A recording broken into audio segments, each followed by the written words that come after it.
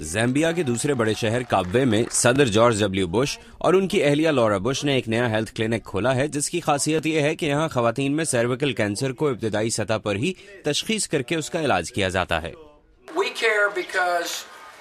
ہم اس لیے یہ کر رہے ہیں کیونکہ ہمارا ماننا ہے کہ خدا نے جس کو زیادہ وسائل دیے ہیں اس کو انسانیت کے کام آنا چاہیے۔ امریکہ دنیا کے امیر ترین ممالک میں سے ایک ہے، اس لیے ہمیں فلاحی کام کرنے چاہیے۔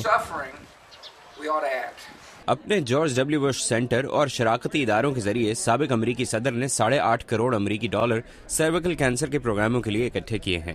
وہ کہتے ہیں کہ وہ اپنے دور حکومت میں دونوں پارٹیوں کی رضامندی کے ذریعے شروع ہونے والے پروگرام کی بنیاد پر مزید کام کرنا چاہتے ہیں۔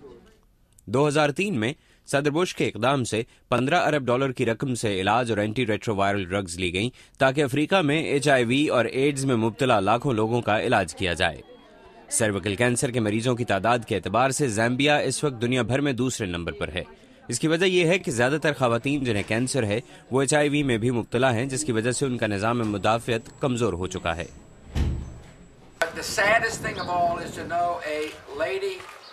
افسوسناک بات یہ ہے کہ ایک عورت کی زندگی ایڈز سے بچا لی گئی لیکن وہ سرویکل کینسر سے مر گئی۔ اس لیے زامبیا میں بش سینٹر اپنے پارٹنرز کے ساتھ مل کر سرویکل کینسر کے خلاف لڑائی کرے گا۔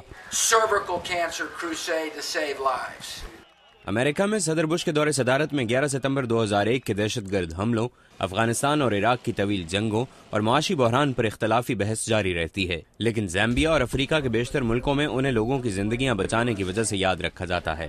ایک عورت نے صدر بش کو عزت دینے کی خاطر اپنے پیدا ہونے والے بیٹے کا نام جارج رکھا ہے۔